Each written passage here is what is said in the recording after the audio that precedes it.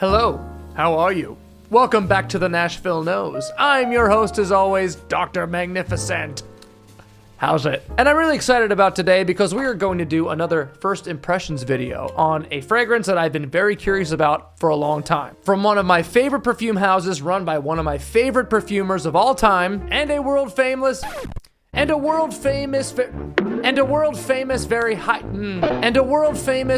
highly admired name in the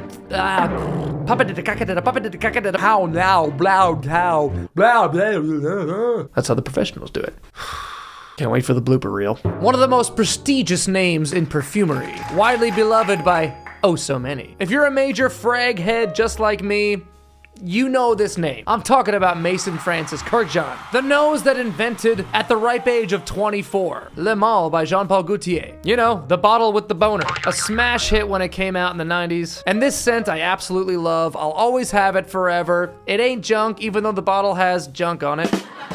And he's absolutely just been killing it ever since. His own brand is incredible. Famously known for scents like Baccarat Rouge 540 or Oud Satin Mood. But today I'm gonna talk about a brand new one from him that I've been curious about for quite a while. It's called L'Homme à la Rose. And I've been keeping my eye on it for a while. A lot of people who prefer more masculine smelling scents may ward away from something with rose in it, but I have several rose dominant blends in my collection, a lot that I really like. One of my absolute favorites of all time is Rose Prick by Tom Ford, and I also love Atomic Rose by Intr-Eau, which is a total beast. Both of these have rose as the upfront note, but they also have a lot of underlining masculine notes in there just to round it out and keep it from getting too floral. So that's what I'm most curious about with L'Homme à la Rose by Maison Francis Kurkdjian. I blind bought this one. I have no idea what it smells like. That's why I'm really excited for you to get my initial reaction to it. In the meantime, let's rip it open and look at the presentation.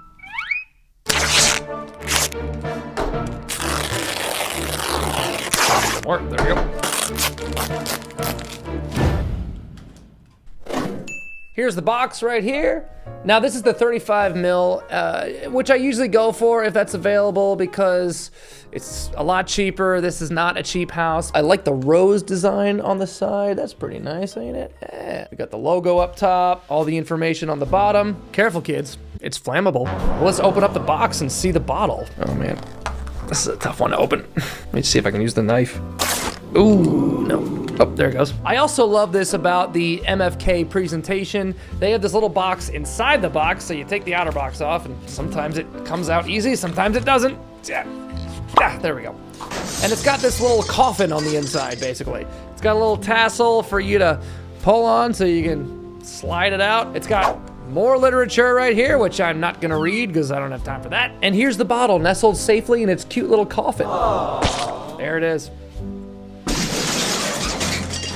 And here we go, just like every other Maison Francis Kurkdjian 35 milliliter bottle, it's the nice tall and skinny guy. And on the back of the label, they always put a cool little graphic. This is a rose, obviously. And the cap looks like it's almost got kind of a satin finish, like it's kind of industrial looking. Well, enough about the presentation. Let's get to what you really came here for. Let's smell it.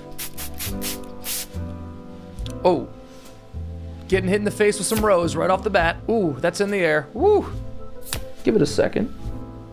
Oh. Wow, that is interesting.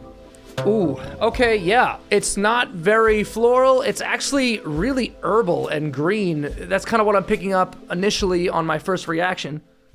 Kind of smells grassy almost, like the smell of fresh cut grass. You ever smell that? You know when you're mowing the lawn and you just kind of smell like that fresh cut grass? That's what it smells like, wow. Like almost the slightest touches of like onion grass or something. It's very vegetal, strangely. Yeah, like grass and vegetables and, oh God, I was expecting a lot more rose from this, to be honest. Let's take a look at the notes. Okay, I got the notes pulled up right here on Fragrantica. We got May Rose, we got Damask Rose, which I believe is how you pronounce that. We got grapefruit, sage, amberwood, and Spanish labdanum. So I don't know where I'm getting this kind of grassy, almost vegetal, green, kind of, dare I say, borderline kind of broccoli smell. Maybe more cucumber, not so much broccoli. Like I would guess that there was like a grass or a cucumber, just cool green herbal note in there somewhere. Maybe it's from the sage. I don't know, this is really, really different though. I've never smelled anything quite like this. It seems to be kind of fleeting rather quickly, but I'm gonna let it sit on the skin and come back with a performance review. I'll be right back. And we're back. Did you miss me? Well, through the power of video editing, you didn't have to wait very long. But it's been about 45 minutes, I've had it on my skin, and it's still hanging on. It's definitely not quite as pungent and hit you in the face as it was, so it's one that I wouldn't say dissipates very quickly.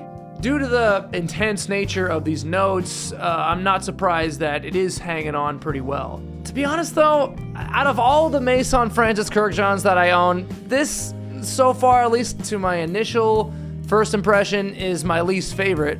Can't really compare this to something like Baccarat Rouge 540 or Gentle Fluidity or Oud Satin Mood or Grand Soir. It's not bad though. I let my girlfriend smell it and she was kind of like, it doesn't really smell all that natural. As opposed to Gentle Fluidity, which even though it's a very sharp, clean, bright, piercing scent, still smells like a very natural, almost gin and tonic kind of thing. This hasn't changed a lot since I initially sprayed it on. I think some of the sweetness of the florals starts to come out a little bit more. But yeah, in my mind, it paints a little bit of a picture like you're walking into a flower shop and you're not just smelling the smell of the flowers, like the petals themselves, but you're also getting whiffs of the mixture of the stems and the leaves and all the green parts of the flower. Some of that amberwood starts to come in, some of the grapefruit starts to die down. I definitely appreciate the art of this blend, but yeah, again, just not my favorite. I think that would be my final thoughts. Really good, really interesting, very experimental. It's Maison Francis Kurkdjian, so he never puts out crap.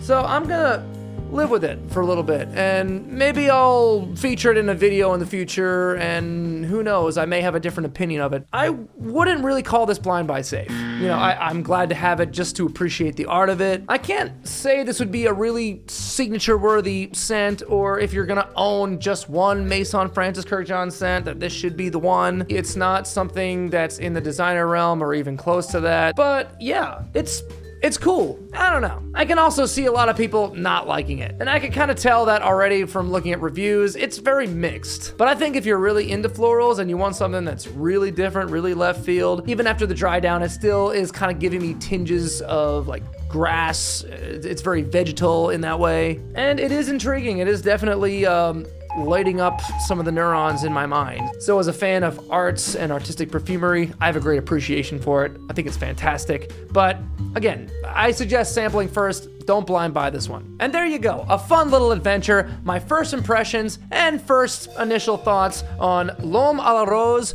by Maison Francis Kurkdjian. Don't forget to subscribe. Also, give us a like, ding the bell, the whole thing. And I can't wait to test out some other new things that I've just acquired, so, you know, tune in for that in the near future. Until then, stay smelly, my dear nostrils.